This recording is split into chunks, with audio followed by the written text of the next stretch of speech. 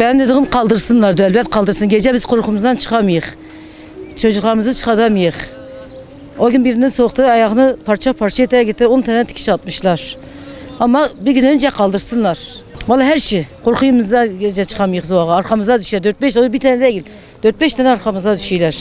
Korkumuzdan nereye kaçacağımızı bilmiyoruz. Halkın binalarına kaçıyık. Ondan sonra binadan çıkıyık. Bakak gitmiş bir gitme. Bak karşımıza durmuşlar 4-5 tane. Korkumuzdan çıkamayız. Vallahi bir yer düşünsünler, yapsınlar. Dağımızı istesinler.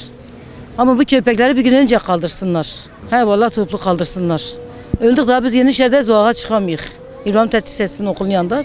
Zuha'ya korkumuzdan çıkamayız.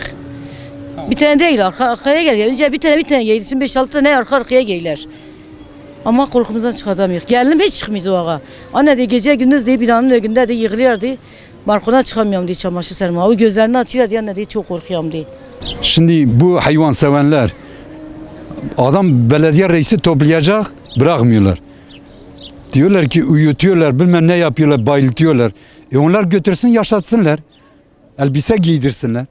Yani çocukların içinde milletin içinde köpek olmuş mu? Yani çok affedersin bak bunlar hepsi bacımdır. Köpek çarşının ortasında çiftleşiyor. Ay bir şey değil mi bu? Toplasınlar adam ömründe iyi bir şey yapacak onu da bırakmıyorlar. Ya mahalle garantini altına alınmış, köpek hastalık var, köpek hastadır, köpek pis bir şeydir. Bak ben de besliyorum ama aşısı var, her banyosu var, şeyi var.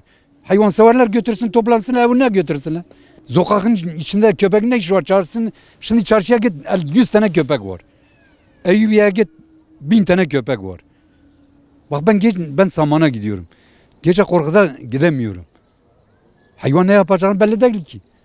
Dişisi var, erkeği var, şeyi var. Ya adam toplayacak diye öyle uyutuyorsun. Bilmem bayıltıyorsun, öldürüyorsun. Siz götürün, yaşatın.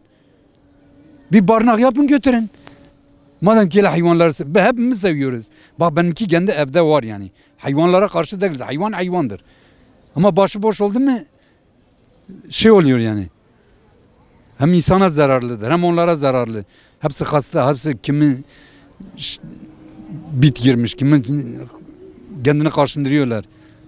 Yani bunu temizleseler bir an önce yani acilen hiç zaman kaybetmeden. Ya şimdi hepimiz hayvanları severiz ama hayvanların belli bir yerde olmaları daha güzeldir. Yani kalkıp da hayvanseverler işte buna tepki gösteriyorlar ama yanlış bir tepki. İnsan canı gerçekten bu ülkede çok ucuz.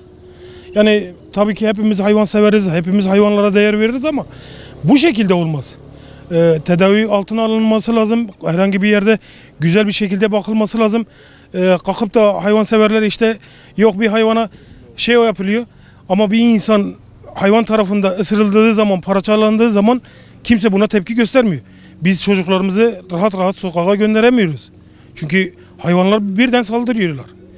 Tabii ki biz hayvanların öldürülme taraftarı değiliz ama bugüne veterinerlerimiz var. Onların tedavi altına alınması lazım. Bakımları yapılması lazım. Güzel bir barınakta bakılması lazım. Yani biz de kalkıp da demiyoruz ki bütün hayvanları öldürsünler. Yani dinimizde bu şey yok yani. Ama tabii ki kısırlaştırılması lazım. Yani tepki göstermeleri bence boşa yani. Tabii bu belediyenin görevidir. Bizim belediye başkanlarımızın bu konuda duyarlı olmaları lazım. Bu hayvanlar da biliyorsun Cenab-ı Allah'ın bizlere yarattığı hayvanlardır.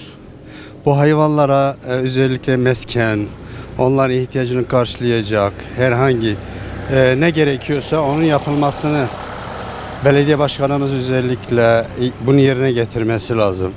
Yani bir el atması lazım. Bu hayvanların başıboş bırakılmaması lazım. İnsanlara zarar verilmemesi lazım. İnsanlar da bu hayvanlara karşı duyarlı olması lazım. Nasıl ki evimizde biz yaşıyorsak, ailemizi yaşatıyorsak bu hayvanlarda güzel yerler yapılmalı. Onların ihtiyacını karşılamalı. O hayvanların özellikle yaşama tarzını sağlamalıdır.